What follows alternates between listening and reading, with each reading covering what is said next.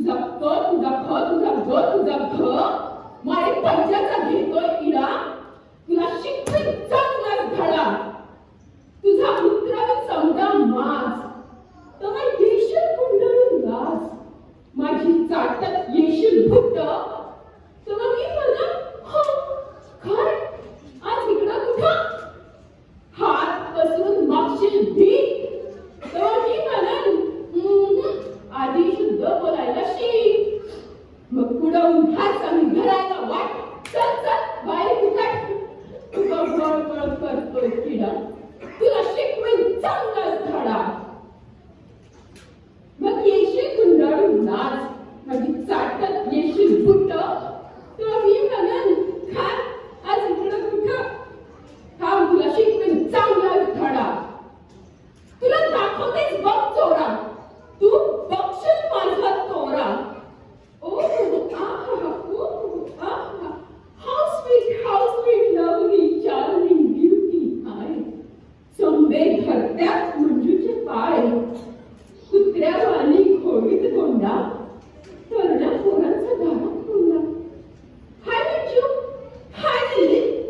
हे मंजू हाय दिली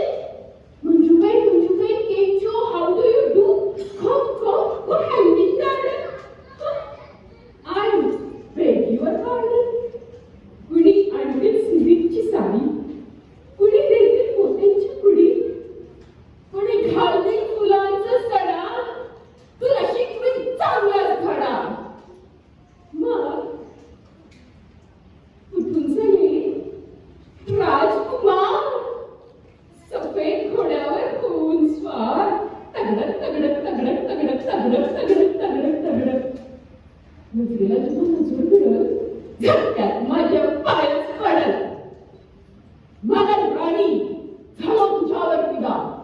क्या खूबसूरती कैसी अदा माग माग काय हवं ते माग प्यारी आमच्यावर धरू नकोस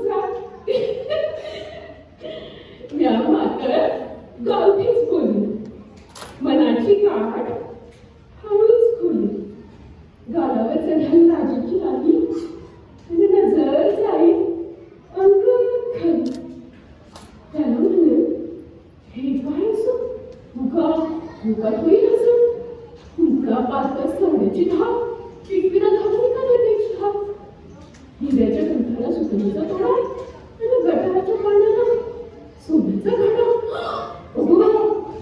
मग राजाच येईल रथात बसून म्हणाल पायवी बघ माझी सून दरबारी धरत्यात मोठीत ताप म्हणतात अगं राजांचं मान करी राग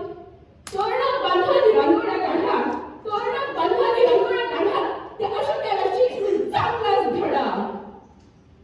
मग मंजू म्हणन महाराज ऐका त्या अशोक मास्तराला बेड्याच ठोका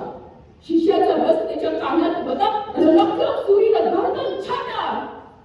मास्तराला घोड्याच्या शेपट्याला जोडा आणि पालटून काढून चापकान फोडा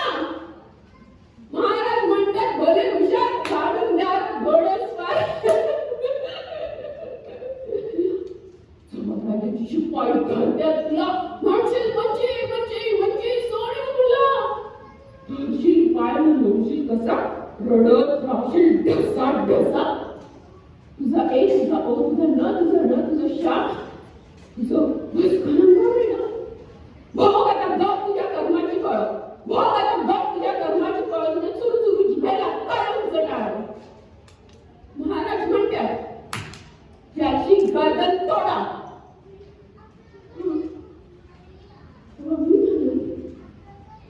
महाराज जाऊ दे गरीबाला सोडा तू म्हणशील मंजुदेवी आलो ग तुला शरण तेव्हा मी म्हणाल शरण आलेल्याला निर्णय म्हणून